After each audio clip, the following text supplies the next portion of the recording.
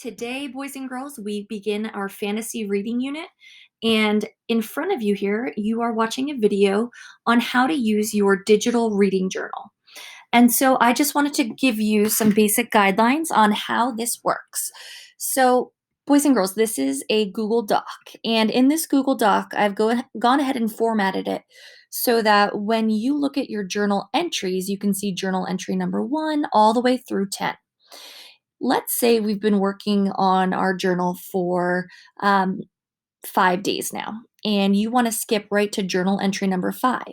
You can click on this tab here for your table of contents, and this link is going to pop up. You can then scroll all the way down to journal entry number 5. Now, with writing your different writing units and research reading that these types of documents are working documents. So that means as you type, the document shifts, and so things get pushed down. So today we're really working on exploring the setting. And so you'll look at your journal entry number 1. And I've gone ahead and put in, after journal entry number 1, this text right here. And this text is what we're focusing on today in our fantasy unit. So on May 18th, we're exploring the setting. So I will do a mini lesson on our Zoom chat regarding exploring the setting in a fantasy book. After we do the lesson together and we apply the strategy, you will then do a journal entry based on the fantasy book that you're reading independently. These journal entries must be one paragraph.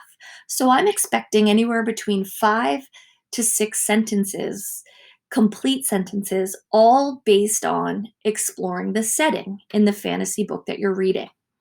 Now, as with other units that we've done, your book might change as strategies are being taught, and that's okay. So, this journal that you're working on is based on fantasy, but not necessarily only one book. The book that you're reading at the time is what you will apply the strategy to.